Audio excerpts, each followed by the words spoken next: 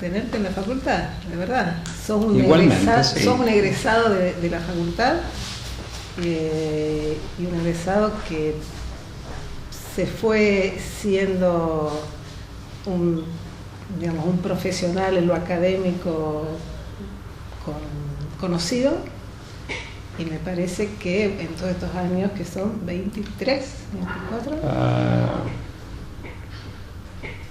23, sí. Creciste un montón, ¿no? Profesionalmente, me parece que dentro de lo académico y de lo profesional también, porque tu actividad profesional no solo fue en el ámbito académico, sino también como proyectista en intervención. Y un poco la pregunta que me parece pertinente, ¿cómo fue tu inserción dentro del medio chileno, ¿no? Vos estás en la Facultad de Arquitectura Católica actualmente, ¿y cómo fue esa...? Bueno, fue... Si es que se pueden resumir esos 23 años, pero... Sí, en realidad fue la primera vez que fui a Chile fue en el 90, 27, ¿no? 20, sí. Y fui invitado por una universidad en el norte, después volví al año siguiente volví particularmente a Chiloé, a una actividad con una cosa que se estaba formando recién, que era la Fundación de Amigos de las Iglesias de Chiloé, y en el 94 fui a Santiago y me instalé originalmente por 2 años. Yo en ese momento era profesor en la Universidad del Litoral, en Santa Fe, y estaba acá en el Curdiún. Entonces iba y venía, estaba 4 meses, 5 meses, 6 meses. En el 96 fui por 2 años, y 94 fui por 2 años, y en el 96 me invitaron a trabajar en un proyecto con Fernando Pérez en la Católica, y fui, tuve una especie de multi-inserción en al menos 3 universidades distintas en aquel momento. En el sur, en Concepción, viajaba todos los viernes, iba y volvía, cosa que acá hacía también para ir a Santa Fe y volvía. En la Católica en Santiago. En el 97 me hice cargo por una cosa bien extraña de una escuela de arquitectura que estaba surgiendo, la de la Universidad Federico Santa María, por un corto tiempo. No. La persona que la iba a llevar adelante tuvo un accidente y falleció en Europa, y por lo tanto en fines de enero me llamaron para empezar en marzo. Empezamos en marzo con Roberto Barría, hicimos una cosa bien interesante, una escuela completamente diferente, no tenía profesores de planta, eran solo profesores invitados. Resultó tan extraña que la experiencia duró 2 años nomás y después se estabilizó en otro formato. Y poco a poco, después de eso, di clase en la Universidad Central de Chile también. Había estado en la Chile haciendo una estadía bastante cortita también, y hasta el año 99 que me ofrecieron una oportunidad mejor en la Católica, pero me quedé con las otras. Concursé en ese año, tuve el cargo de profesor adjunto, y en el 2001 me pidieron que me hiciera cargo de los programas de posgrado, de un programa de posgrado que estaba bastante mal en ese momento y que fue una transformación completa. Entre medio había hecho algo que Fernando Pérez me pidió que me encargara, que fue montar el Centro de Documentación Sergio Larraín García Moreno, que fue como el primer gran archivo de arquitectura moderna que se tuvo. Hoy es un archivo bien importante con no solo arquitectura, sino diseño, urbanismo, ya tiene muchas más cosas.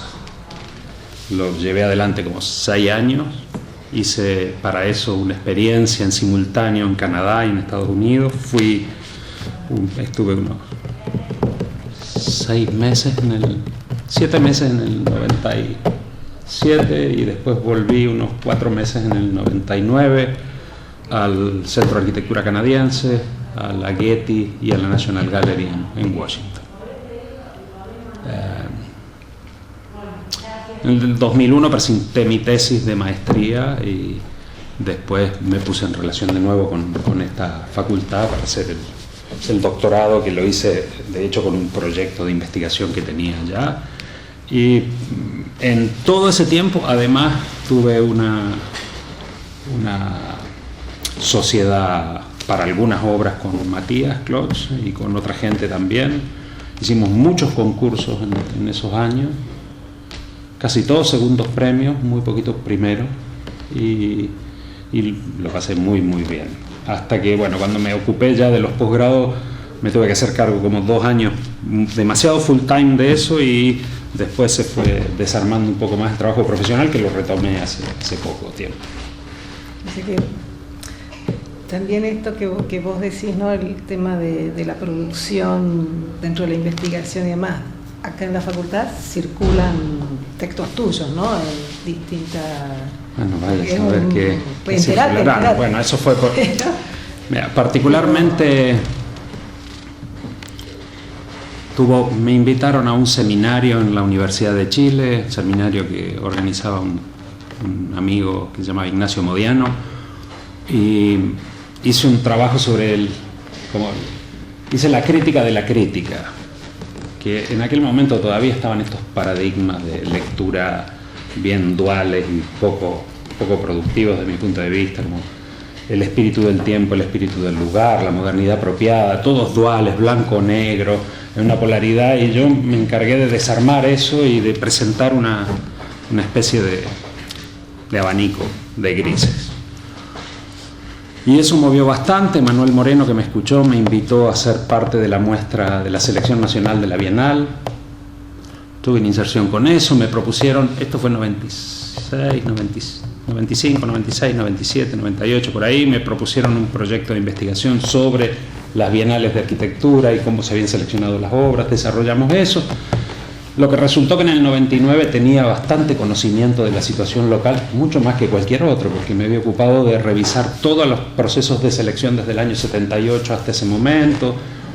Había leído casi toda la producción y me había relacionado con muchísima gente. Entonces me pidieron hacer un libro. Escribí un texto que todavía no está publicado, que a mí me gusta mucho, ¿no? Y que ya no vale la pena publicarlo, pero era como... Lo que tenía era como una especie de estrategia multifacética, ¿no? Que descubría cada una de las líneas que estaban en operación, y me pidieron que hiciera el libro de la arquitectura reciente, y en esa multifacética yo había descubierto que había una serie de operaciones que tenían más fuerza que otras, y que construí con la idea de lógicas del proyecto, que era una idea que había estado dando vuelta acá, y en el trabajo en Santa Fe con Marcelo Molina y con otra gente también la habíamos visto, un poco diferente a lo que pensaba, a lo que en aquel momento o por ahí propuso también Roberto Fernández, pero que eran mucho más operativas y proyectuales. Entonces armé eso y tuve que hacer una introducción que fue como resumir unos años anteriores. Entonces propuse la lectura de la experiencia a partir del 90 y del pabellón de Sevilla, que era la clave como para empezar, y eso al parecer resultó una cosa interesante y empezó a trabajarse, a difundirse. Entre medio había hecho un pequeño librito para Matías Klotz, el librito aquel azul de la Gili, del año 96, que ponía una hipótesis primera, que era la relación de la arquitectura con el paisaje, que no estaba demasiado potente en el debate en ese momento, y que después, a 15 años, resultó como ya demasiado utilizada, ¿no? Como categoría para cualquier cosa ahora está en el paisaje, entonces ya no hay manera de leerla. Pero en aquel momento había una posición respecto de la utilización de la caja, del volumen, en relación con el paisaje, la construcción del paisaje a partir de la fotografía, y eso tenía que ver, y eso fueron como las 2 o 3 primeras cosas que hice en ese ambiente, y que después fueron provocando otra serie de situaciones más. Esto que vos mencionas del paisaje, ¿no? En algún momento estaba como instalado el tema de que en Chile le daban, en la arquitectura había una mayor vinculación con el paisaje, con ciertas consideraciones. ¿Vos es así, fue así? ¿Se puede generalizar o eran más experiencias? así.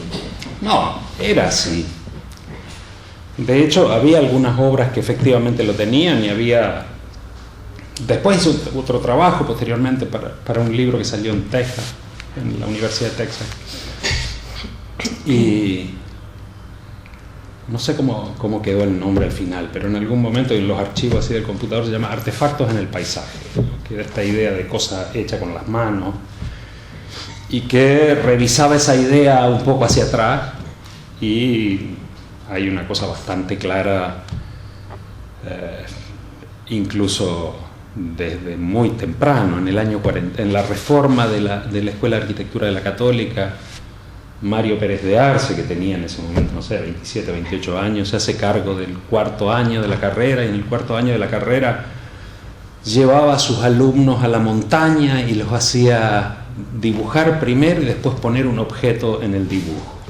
Imaginar a partir de la existencia de un paisaje, la construcción de esto, y eso fue bastante trabajado con gente que estaba en relación con la Universidad de Berkeley, y que tenían una conceptualización importante del paisaje por sí mismo. Trabajan con Emilio Duarte, hacen una serie de proyectos bien tempranos, fines de los 40, principios de los 50, y también plantean esta opción, y a partir de ahí se construye efectivamente la idea de una relación con el paisaje, al mismo tiempo que...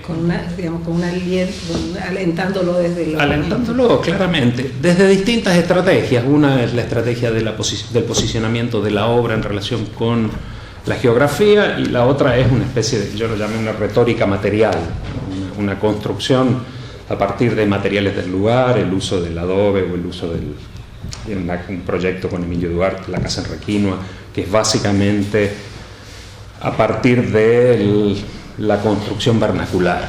Y eso se hace después, Emilio Duarte lo hace en las dos hosterías en el sur, Ancud y Castro, lo hace Elton en la construcción de otro edificio, el Hotel Antumalal, que es la manera en que se posiciona, digamos, corta apenas un poquito un cerro y posiciona el edificio en relación con las cotas de nivel, pero de una manera bien particular. Entonces ahí estaba en la cultura arquitectónica, había quedado dormido porque probablemente los 60, con la pretensión más tecnológica o social, había desarmado esto como un problema conceptual de la arquitectura, ¿no?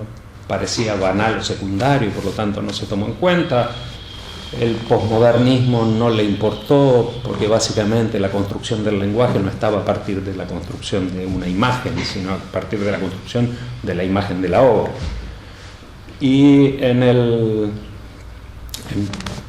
principio de los 90, diría 90, 94, 95, Eduard Rojas, que ya estaba trabajando en Chiloé, abandona esta cosa como posmoderna propia del lenguaje en una obra, lo retoma después, pero en una obra que es el Museo de Arte Moderno de Chiloé.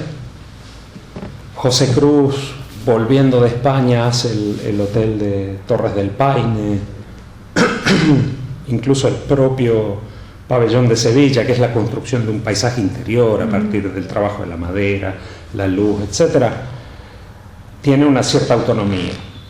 A eso habría que como agregarle el pensamiento autónomo de la Universidad, de la Escuela de Arquitectura de la Católica de Valparaíso, que lo que propone es una lógica de interacción poética del proyecto sobre sí misma, pero eso sobre sí misma se hace en una serie de lugares, y esos lugares también parte de reconocer una lectura atenta de la geografía, de la construcción de la obra en relación casi en simultáneo. Lo que está construyendo es la obra y el paisaje al mismo tiempo.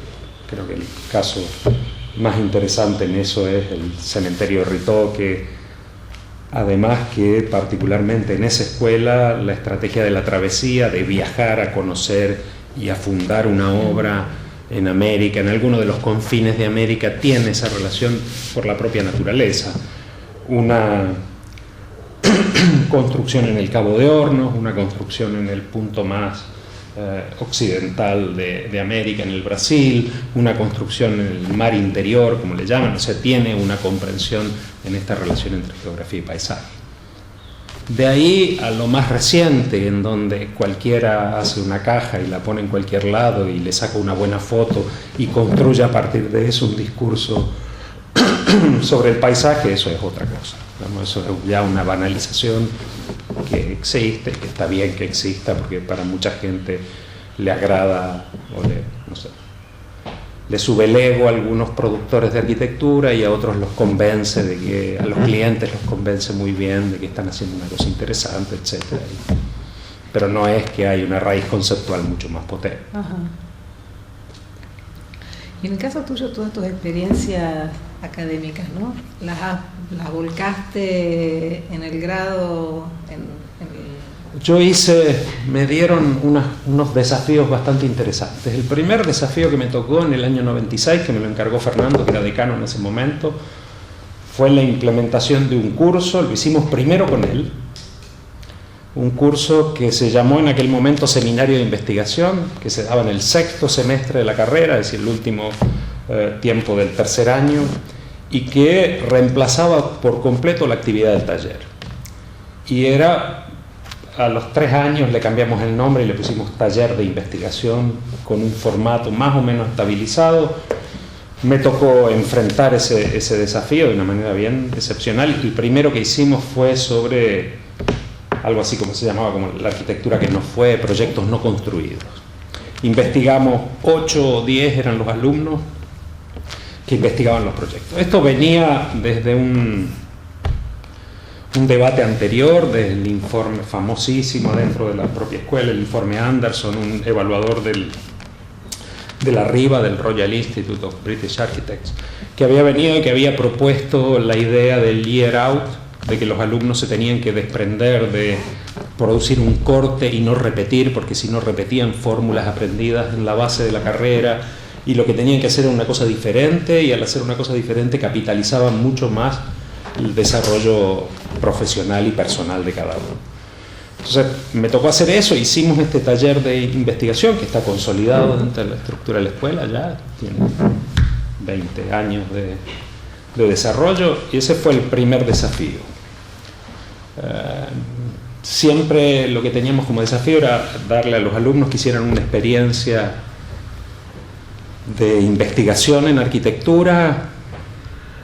Las que conducimos nosotros en aquel momento tenían más que ver con historia de la arquitectura, en realidad se armó una base interesante de debate sobre el patrimonio de la arquitectura moderna, y decíamos que tenía que ser una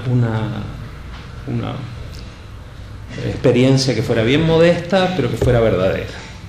Entonces, en efecto, le proponíamos a los alumnos estudiar una casa, un edificio, sus planos, manejarse con los archivos, hacer entrevistas, salir de la condición de proyecto. Para el año 99-2000, no me acuerdo nunca exactamente la fecha, yo propuse un cambio, hice un taller de un cambio, que no fue muy visto, interesante, que este taller de investigación fuera un taller de investigación en proyecto, es decir, que no fuera una investigación por fuera del proyecto, sino que se investigara sobre el propio hacer del proyecto. Fue bien interesante, al menos todavía hay una generación de alumnos que lo recuerda con bastante interés, pero no se vio como posibilidad de ser trasladado o generalizado. Entonces quedó como una experiencia más o menos quieta, pero que me posicionó muy bien para hacerme cargo del posgrado, que era efectivamente eso. El posgrado estaba para hacer una investigación sobre el proyecto. Entonces en el 2001 me hice cargo del magíster en arquitectura y desarrollé un proyecto completo de curricular, un cambio bastante importante, tanto en el tamaño, era un magíster que era bastante extenso, de 2 años, se redujo en créditos, se redujo en acciones, tuvo unos puntos muy específicos, muy pocos créditos básicos, un montón de créditos optativos en donde cada una de las personas podía armar su propia estrategia de estudio, teniendo como base una gran disponibilidad que tiene la propia universidad. Entonces hubo gente que de ahí aprendió a programar con sistemas informáticos, trabajando con ingeniería, otros hicieron trabajo con el Instituto de Estética, fundamentalmente sobre el cine, otros, muchas vertientes diferentes que tuvieron una buena acogida, y el programa pasó de tener 4 alumnos en el 2000 a tener 120 en el 2004. O sea, y esto que vos por ahí decís, no, suena súper interesante, las experiencias diversas, ¿no? Esto después, los alumnos cuando ya graduados, ¿tienen inserción en el medio? ¿Se van? O sea, esas experiencias de... Sí, porque de hecho era una de las demandas. Y tuvo una evaluación bien seria, y puedo decir, no sé cómo estará ahora, pero en los primeros 3 años y por alguna gente que consultamos, triplicaban el sueldo, por ejemplo. Alguien que salía y se empleaba en una oficina de arquitectura, en un estudio directamente, tenía un sueldo. El que venía con este grado del magíster triplicaba su sueldo de inmediato, o sea, entraba ya multiplicado por 3. Probablemente era porque lo que pensábamos frente al formato más habitual, que era como de una continuidad de estudio, que alguien que había estudiado unos años seguía estudiando, nosotros pegamos un corte muy fuerte. Inventé un seminario que fueron 13 sesiones, uno cada semestre, se llamaba Disecciones, y era una mesa con 42 personas en la mesa, por 3 días en un debate totalmente horizontal. Una de las consignas era que no había que presentarse, no había que poner currículum, sino que valiera lo que se presentaba ahí, y eso mezclaba a los estudiantes, los profesionales, la gente. O sea, en él estuvo, recuerdo perfectamente, lo invitamos a Solano era la primera vez que salía de Paraguay para ir al segundo seminario, estuvo Paulo Méndez da Rocha en otro, estuvo Silvetti, estuvo ¿se llama? El director de Arquitectura Viva en otra sesión. Estuvo los MMBB, que todavía no los conocía nadie y que aparecieron ahí. Y eran proyecto. No, era de investigación y proyecto, todo cruzado. Era un debate sobre esto, como debe ser una especie de ameba constante, donde cada uno decía lo que quería y se movía, y eso generó un ambiente y un caldo bastante potente. Hicimos uno que tenía que ver con América Latina, otro que tenía que ver con la relación entre arte y arquitectura, con un montón de artistas invitados en aquel momento, de gente bien importante posteriormente, y en aquel momento algunos ya lo eran. Hicimos y cerramos en el número 13 con uno que se llamó Arquitectura Problema País, que era cómo la arquitectura podía hacerse cargo de los problemas efectivos que la sociedad tenía en un salto del desarrollo.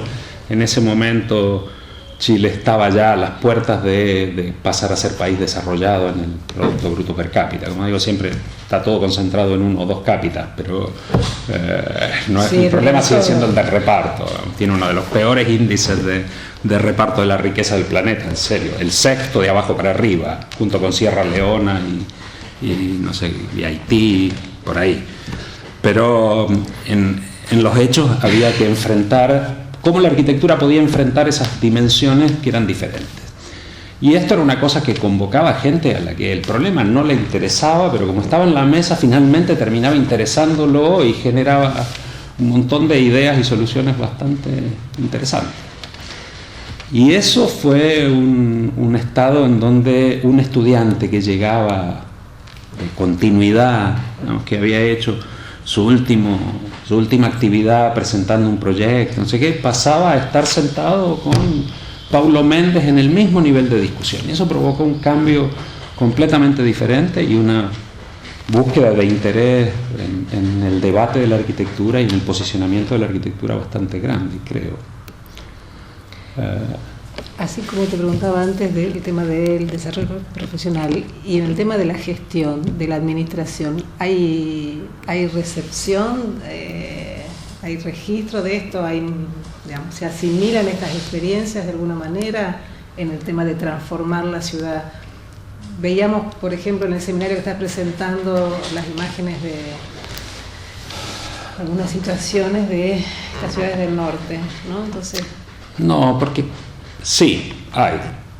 Lo que pasa es que no son, o son relativamente poco trascendentes, porque en efecto habitualmente decimos que el producto de la arquitectura es la ciudad, pero eso no es cierto.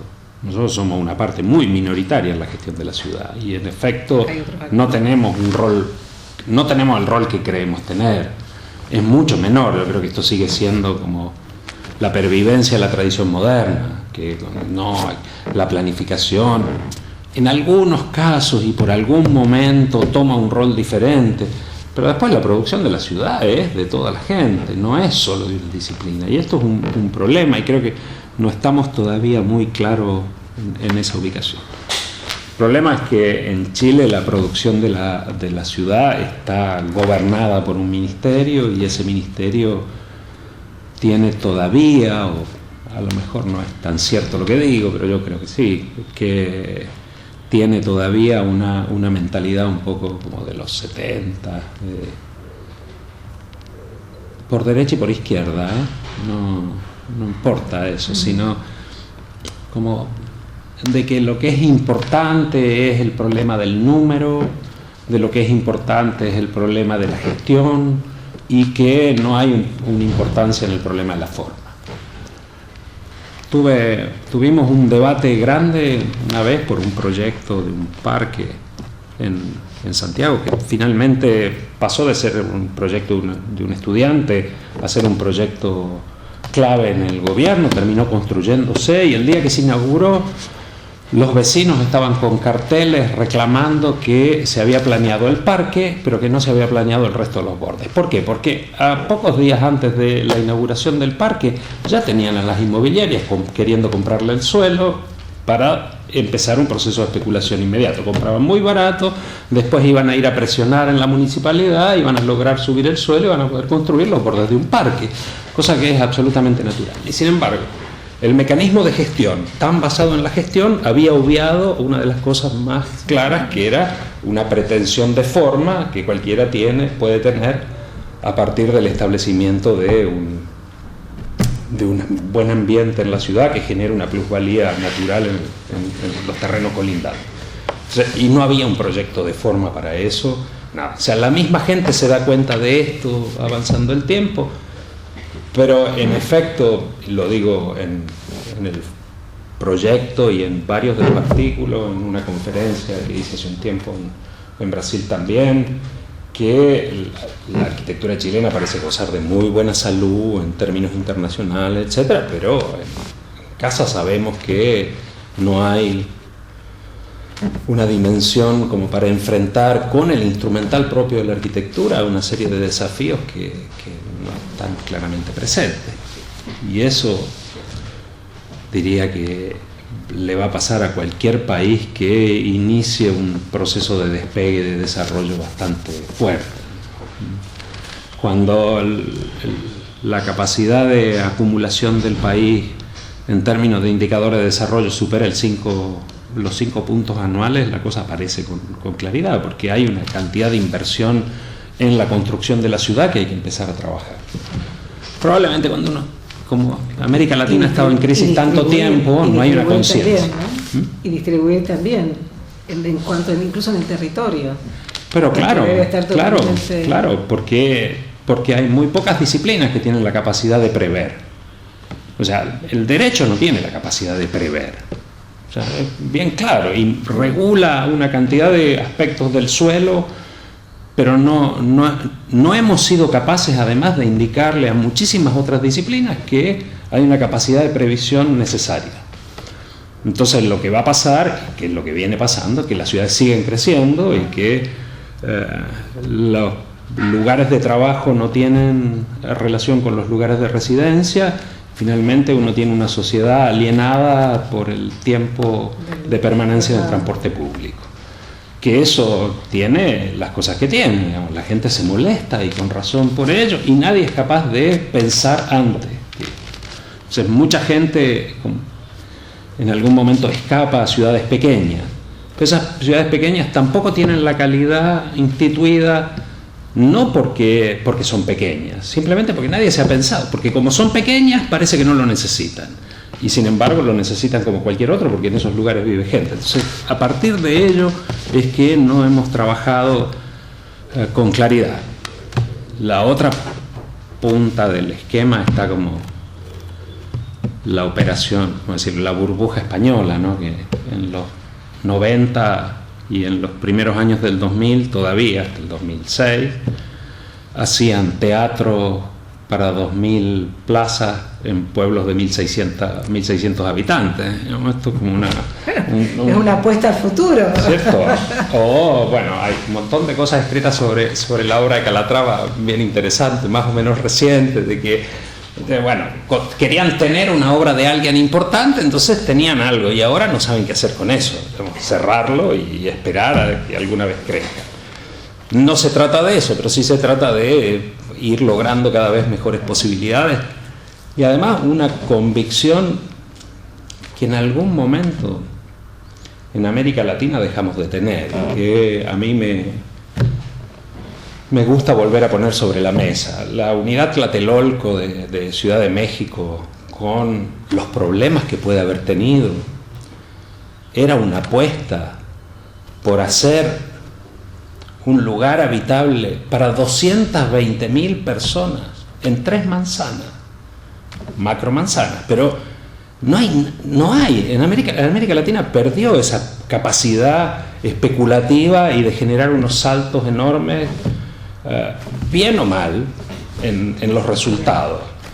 El Banco Obrero de Venezuela, probablemente peor que Tlatelolco, que está muy bien, porque fue muy bien pensado, porque hay en las 200, en el lugar para vivir 220.000 personas, hay 12 colegios, escuelas entre primarias y secundarias, hay un ministerio, 2 ministerios, hay centro cultural, está todo pensado en esta relación, y esto fue en principios de los 60, ¿no? Y llega hasta los 70, y después de eso no hay ninguna capacidad de pegar saltos de esa categoría.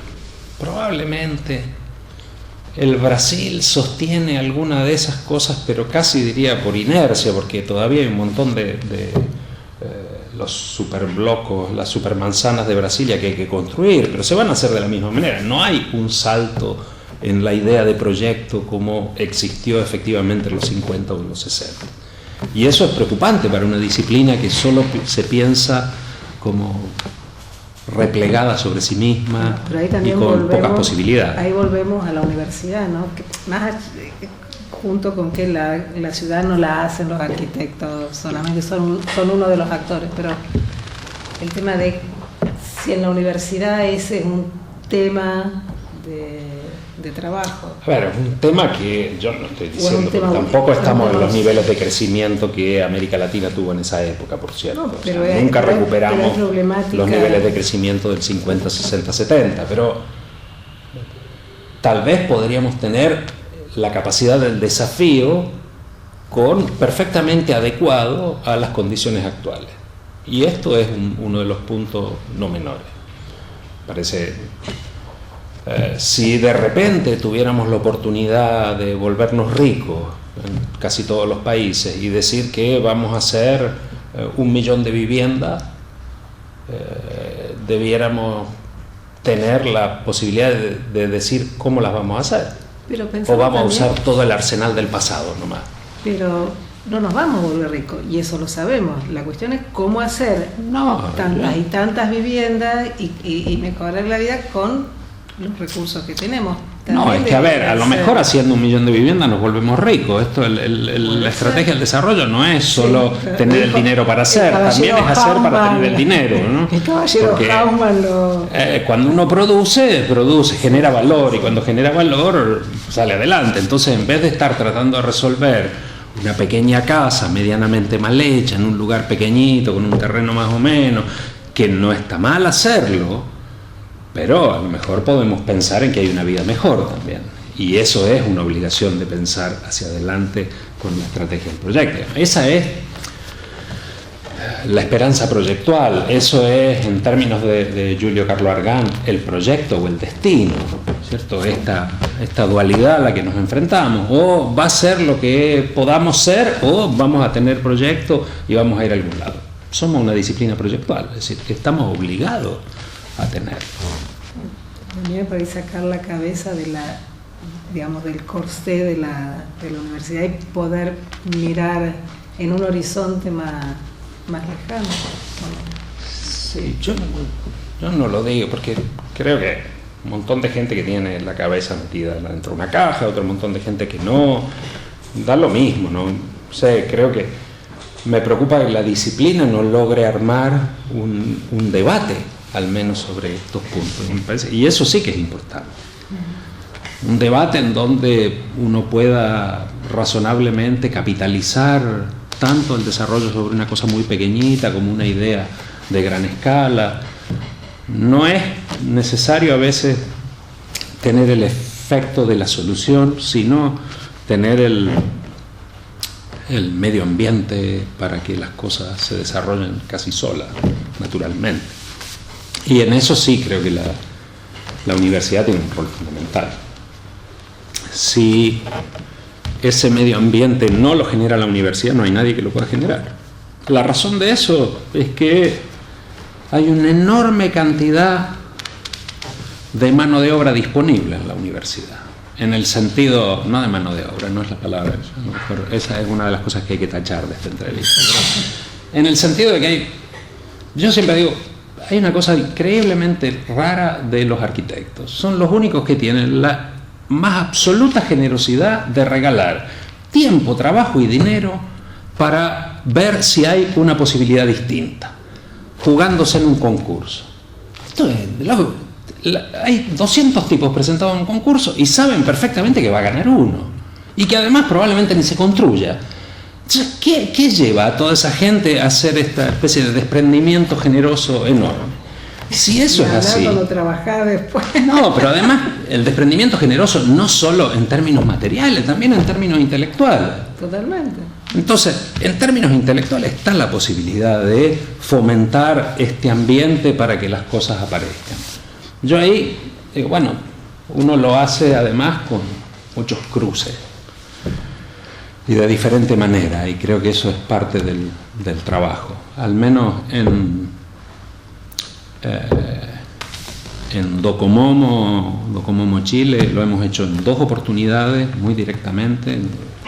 Primero para el Centro Cultural de Chile en Argentina, o sea, el edificio de la embajada chilena que está ahí frente al Museo Errázuriz, a pasitos de la Casa Victorio Campo. Tenía un problema, había sido concebido con una serie de jardines sobre los techos, filtraban, habían sido reparados miles de veces, etcétera. Entonces lo que se necesitaba era probablemente cambiar el sentido de eso. Se hizo una consultoría primero con el Ministerio de Relaciones Exteriores, hicimos después un debate, un llamado a proyectos, un call for projects, como se llama, en vez de call for papers eran proyectos, ideas de proyectos, todos 72 proyectos de cualquier lugar, no muchos de afuera, pero llegaron. Y me acuerdo de Brasil, Elio Piñón mandó un proyecto, y se hizo un debate. En el debate de 3 días, de nuevo, se seleccionaron 3 proyectos. Esos 3 proyectos fueron a una licitación. El Ministerio de Relaciones Exteriores terminó aceptando uno, el proyecto de Sebastián Irarrázaval. Se desarrolló, se construyó y se inauguró. Cambió justo el gobierno y permaneció cerrado por un problema de gestión hasta que volvió a cambiar el gobierno y se inauguró ya como un centro cultural formal, etcétera. El punto bien fue un debate de cómo intervenir en una obra patrimonial con nueva arquitectura.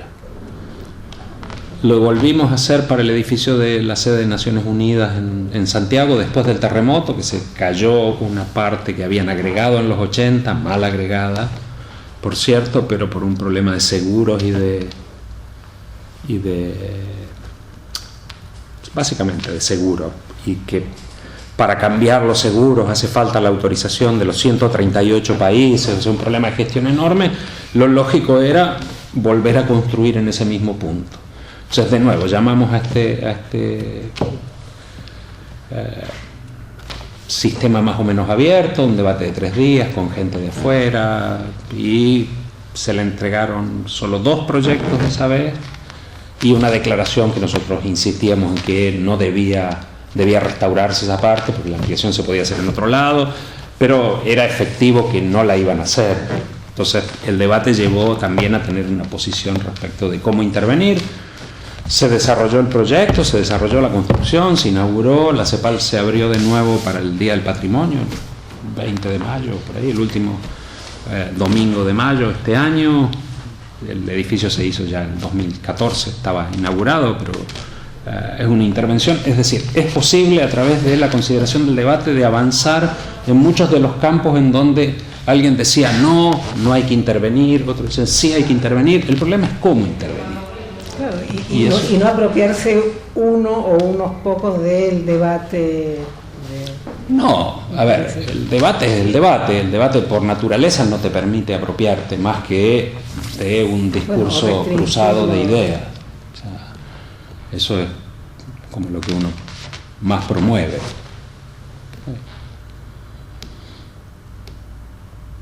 Interesante.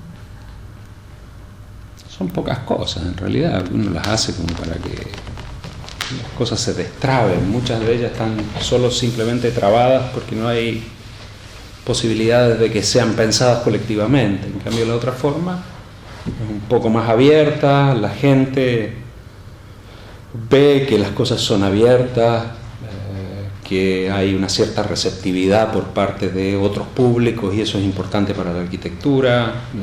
Hoy sabemos que uno con estas cosas genera audiencia, o sea, genera gente que escucha esto y que sale a repetirlo, a pensarlo de una manera distinta y que esas cosas toman su propia autonomía y fecundan de alguna manera un montón de acciones que si uno permanece más bien sobre sí mismo y encerrado no las destraba. Que de alguna manera es la transferencia esta que vos estás haciendo de tu experiencia con Hilbersheimer de estudiar el tema de la gran ciudad y demás, es una posibilidad, ¿no? Sí, o sea, eso me apareció en realidad. Me apareció porque había una especie de paradoja histórica. Yo estaba en el país que según el informe de la Sociedad de las Naciones según el informe de la Sociedad de las Naciones del año 40 y tantos, América Latina era la región más castigada después de la crisis del 30. Y en ese informe se decía que Chile era el país más castigado de América Latina. Entonces, yo miraba y veía obras del año 32, 33, 34, 35 y 36, no lograba entender qué hacían, si efectivamente había una crisis tan... Lo que pasa es que había una política y había un cambio, yo no lo había entendido, que el cambio era que en los 30 la crisis lo que produce es el final del campo como sistema de producción y la inauguración del rol de la ciudad en el sistema productivo, y por lo tanto es la ciudad la que se vuelve industriosa y generadora de valor, en doble sentido, porque tiene industria en la ciudad, pero porque su propia construcción es generadora de valor.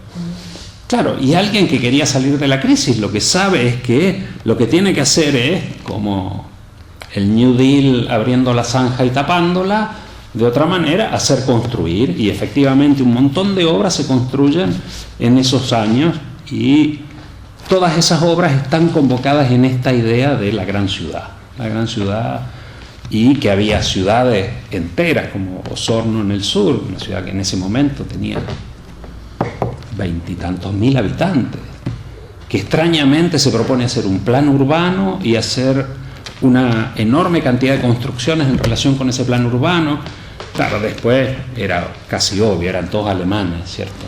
Entonces lo que tenían era una especie de vinculación muy inmediata con lo que Alemania estaba viviendo. En el año 20, en abril del 29, o sea, la Ville Savoie todavía no está inaugurada. Esa gente está haciendo un plan completo para una ciudad moderna, en el fondo del planeta.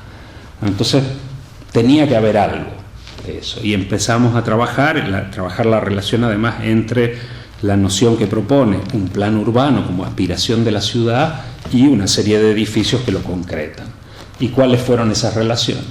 En la misma clave apareció más reciente el caso que yo puse el otro día de Alto Hospicio, una ciudad que en el 90 no existía y que hoy tiene casi 300.000 habitantes y que de repente se genera completa y no hay plan, nadie sabe cómo se hizo, alguien aprobó un loteo, pero ese loteo no tiene ningún tipo de reflexión. Entonces una ciudad que el alcalde dice, no, queremos tener una plaza. La reivindicación de la ciudad es tener una plaza, porque no hay ni siquiera un pedazo como para hacer en ella una plaza. Ahora tiene una pretendida estructura pública, lograron armar una especie de una avenida que no tenía ningún sentido, la ampliaron un poco, le armaron un cantero en el medio, o sea, algo, porque eso es una condición necesaria de la ciudad, ¿cierto? Sin embargo, estábamos generando unas ciudades que no están en el proyecto colectivo. Están muchas veces en la definición del burócrata. Y si el burócrata es bien intencionado y tiene alguna capacidad y tiene alguna inserción cultural, la cosa va a estar mejor. Pero si todo eso no pasa, la cosa va a estar mucho peor. O sea, no hay una pretensión de trabajo colectivo. Verifiqué eso después en el 39 sobre el caso de la ciudad destruida de Chillán, del cual ha surgido además una cosa bien interesante. Creo que una de las gestiones más interesantes a nivel patrimonial urbano está en esa ciudad, se llama la Unidad de Patrimonio Arquitectónico de Chillán, la UPA. Está manejada por un chico joven que mueve de una manera absolutamente increíble y la gente de la ciudad sabe sobre los valores que tienen las obras. De nuevo, una ciudad pequeña. La otra con la que trabajé es Arica, una ciudad que está en el borde con Perú y que tuvo una época de gloria, la Junta de Adelanto, en 59 al 60 y tantos, y que es una ciudad totalmente hecha en arquitectura moderna, con un patrimonio absolutamente increíble que nadie se había fijado en él, y que de nuevo ahora estamos en una batalla además importante porque le frenamos un proyecto de 22.000 millones de pesos, eso es 170 millones de dólares, a Bachelet con una operación pública que iba a ser una remodelación de las piscinas olímpicas de Arica, y hemos hecho el trabajo con la comunidad y con todo, y ahí lo rechaza el alcalde, lo rechaza la comunidad, los deportistas, etcétera, porque están malgastando el dinero en eso en vez de hacer otra piscina nueva al lado y mantener estamos en esa pelea en este momento, pero también parte de una vocación de abrir, transparentar y llevar la voz pública sobre estos problemas de manera más o menos genérica, que no queden como solo relacionados con los arquitectos, decirlo de alguna manera, aunque tengamos un rol preponderante por el mundo.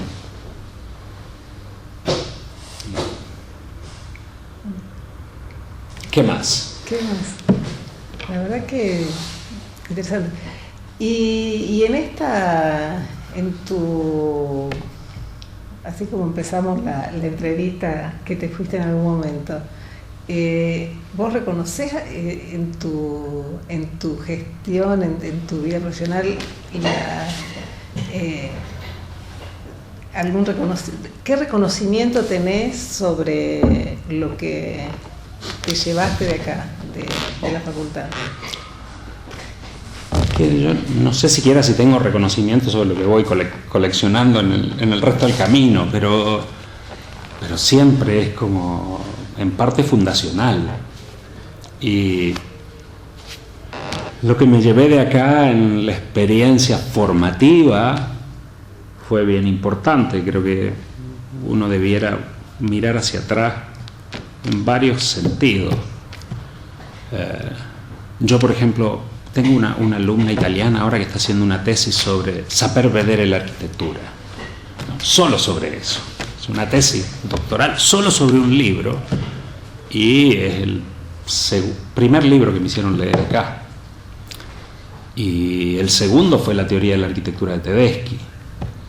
Y te diría que todavía me siguen sonando. Después, mucho más tarde, llegó Charlas a principiantes, que venía dosificado de otra manera, pero me acuerdo perfectamente, y eso fue un patrón bastante claro. Tal vez eran muy tradicionales, no sé, no estoy ni siquiera seguro de eso, pero tenía una relación que estaba con las dos cosas al tiempo. O sea, en primer año te hacían leer, que no es muy frecuente en la carrera de arquitectura, y era un solo taller. Después, para mí, importante es la actividad en el cuarto año, quinto año de la universidad, en algunas cosas que tienen su historia, como unos desarrollos alternativos que se hicieron dentro de un taller bastante importante, que manejaba un profesor bastante importante en esta escuela, que hablaba siempre sobre el banquito. No sé si alguien lo recordará, pero trazamos una línea alternativa, un grupo de gente, y desarrollamos un taller a nuestro gusto, y que tuvo serios problemas porque no nos querían poner la nota al final, pero tenía esta cosa un poco autogestionaria, y creo que también tenía una vitalidad propia y un buen ambiente de debate que existía al menos en los principios de los 80. Tengo siempre una idea bien interesante de una transformación curricular que se produjo acá, que no se ha producido en ningún otro lado, de repensar la totalidad de un currículum en un formato totalmente diferente, que partía desde el origen de cada una de las cosas. La implementación puede haber sido un poco más confusa o no lo sé, ya no me tocó casi, pero sí creo que eso tenía una importancia formativa, al menos para mí, bien grande. El plan del 85 específicamente, hecho entre gallos y medianoches, literalmente en el primer taller de la vieja facultad. Eso, el ambiente de investigación, ¿no?, que acá existía, y donde uno hizo ensayos bien importantes primero, y que para mí han sido vitales. Yo capitalicé cualquier otra cosa a partir de eso. O sea, efectivamente te permitían ir un poco más lejos porque estaba esto disponible y porque uno lo sabía hacer, y cómo lo había aprendido no tengo idea, pero lo había aprendido. Y además, otra cosa interesante, una especie de buen expertise profesional, no solo en el proyecto, sino también en la definición material y constructiva. No sé si sigue existiendo, pero nos lo ponían por delante de una manera bastante firme y ajustada, aún en el medio de un poco el despelote que fue ese momento de saltos, cambios y demás.